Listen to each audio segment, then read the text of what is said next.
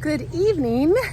I totally lost the video that I made when I first started doing my chores today and my major projects. And anyway, in that video I was clean. So anyway, I'm Ruth and this is Hello Homestead. And today is cleaning out the chicken coop, which I guess means it's poop week. I can't wait to get done with this week. Oh my goodness. But yesterday I cleaned out the duck pond and that was gross. And I forgot just how gross cleaning out the chicken coop is. It's not usually this bad, but when you use the leaf blower like I do, it's like poop confetti, but it's not a party. So I'm going to show you a little bit about my coop and why it's made the way that it is. Also, our coop is not usually this dirty. The problem with what's going on right here is this coop was open to the goat pen, and my lovely husband, which I'll put a clip of him right now. Here's the handsome hubby putting up a gate for the goats to keep the goats out of the chicken coop. Goats can't eat our chicken food. The chicken food is toxic for goats, and I'm not sure if it's for all chicken food, but I'm pretty sure it's all chicken food is toxic to goats. And so no matter what kind of small entrance that we'd make into our coop, the goats were always able to get in. And so we weren't able to feed our chickens at the coop, which kind of made the coop become not the place that the chickens want to hang out. All the food was over at my mother-in-law's, and the water and the socializing and places where they could lay their eggs and stuff like that was there. And there was no food or water really over here for them because I didn't want to encourage the goats to come over here. So Jeremy put up this fence so that the goats can't get in. So now I can feed the chickens here, and I can give them water here, and this coop will become a used coop again. So this coop has been basically unused except for like the sporadic chicken going in since the spring when we had the coop out in the field. And so it's pretty rank. It's pretty awful. I'm hoping that this is going to kind of stimulate the mass exodus of everybody over at my mother-in-law's coop to come over here now that we're offering food and everything like that. But I needed to clean this out first, and so since he put up that fence yesterday, we're getting this done as soon as possible because her coop is not big enough for all of the chickens that we have. Our coop is huge. It can handle pretty much everybody that we've got, including the guineas.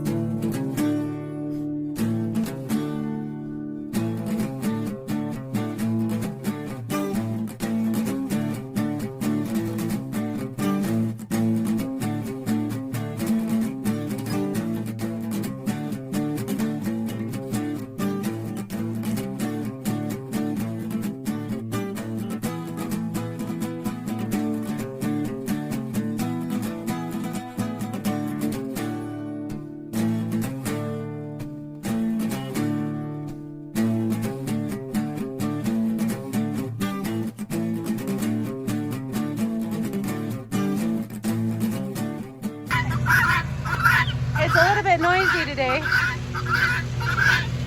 Oh my goodness. Okay, so here is the baseboard of my coop. When I made this, I was using scrap material, so this is kind of tacked on like that. there is a hole, but I got that scrap out of the trash or the dump, so I'm not too worried about it. And it's a chicken coop. Okay, so underneath here is open because we built this on a trailer and we had to have it come out farther than what the base of the trailer was. So we put chicken wire there so that no predators could get in there. And you can see there are boxes, but they're not attached to the ground. So what I do with these rails right here, I just slide the floor in and out, and that makes it a lot easier to clean the coop when I can take the floor out. I'll usually blow some of the dirt out first, and then I'll pull the floor out so that it's a little bit less heavy for me and I can actually manage it. So I accidentally dumped over my wheelbarrow. But what I'm going to do is I'm just going to rake up all this stuff and shovel it in there. This is manure that is basically gold for our composting system. So I'm really excited to be able to get that and put it in our compost over the winter. Next spring, have some really good stuff to put on the garden beds. Okay, so this is the coop. Like I said before in a previous video, this coop cost me $30 to make because this trailer is broken somehow. The wiring is bad or something. It's tiny, and there was no walls or anything to it, so it was a free trailer for us. And then all of the wood is either pallet wood or scrap wood that I got from the dump or that I used from karate. These are our boards that we used to break at karate that they were end pieces, weird shapes, something that sizes that we didn't want. So those were scrap pieces. And so this is our nesting boxes, and this lifts up and it's held up right now so that we could have a little bit more airflow in there right now. But I can just move that stick, and then this comes down and it sheds water, and this makes it easy for me to reach in and get the eggs. And so then Jeremy built some more nesting boxes over here, and then we have some roosting stuff over there. They like to sleep in the boxes on top of here, on the roosts, and then in the other roosts as well. So this is a really great system. I built this. I built this door and the whole thing to be crooked because I thought that there was a whimsical feel to that, I guess, and realized how much more difficult it is to make something that is crooked than something that is square. So here's the roof on the other side again. We just used plywood, or not plywood, we just used pallet wood, and it looks a little bit rough, but you know, it works really well, and it's warm in the winter and it's dry. My father-in-law came over and hooked this up to it, so if we ever need to hook it up to like a heat lamp or something like that, we can. This back end panel drops down. There's just a little latch right there that keeps it up, and the windows around the top also can be closed. But this is our coop. Like I said, it's crooked, and I did that on purpose to make it whimsical. But it was more difficult, but I love it. I absolutely love it. Very fairy tale like. I don't know if you guys noticed with the Fay Hollow Homestead, but we like fairy tales here. Okay, so what I'm going to do is I'm going to take this, I'm going to put it back in, then I'm going to get some nice bedding, and I'm going to put that in there so that they can be comfy, cozy in their nesting boxes.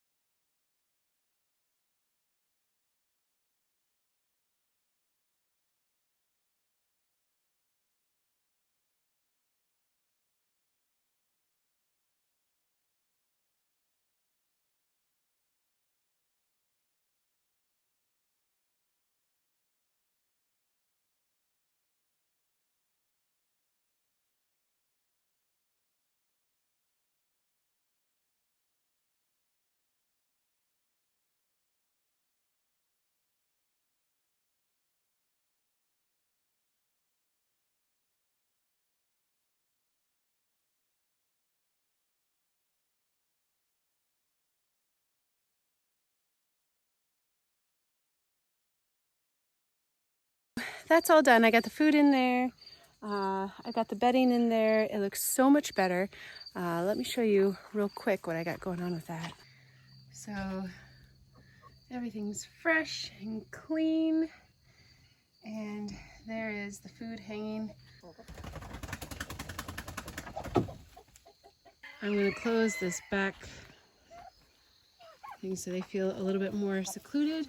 Maybe they start thinking of this as a good place to roost at night. There's another latch on this side to keep that closed. And I closed that. Okay. So I think we're good. What do you think about it, Turkey? Thank you so much for hanging out with me today. Tomorrow, I'm going to shovel mulch, harvest some tomatoes, some peppers, pretty much do clean things, and I'm very excited about it. Throughout that whole experience, as the things inside the coop were flying at my face and all over, in my hair, kept reminding myself I'm one shower away. I'm just one shower away from being clean. Oh my goodness. The coop, we don't normally even have to clean it so much in the summer because we just have always let the chickens run free. And so this is our first year where we're just kind of somewhat penning them up into this fenced off area. But as you can see, in the evenings, we are letting them out still so that they can have more of a grass area to range in and forage in. So we're giving them some really good vitamins in their water. Their food is always full now.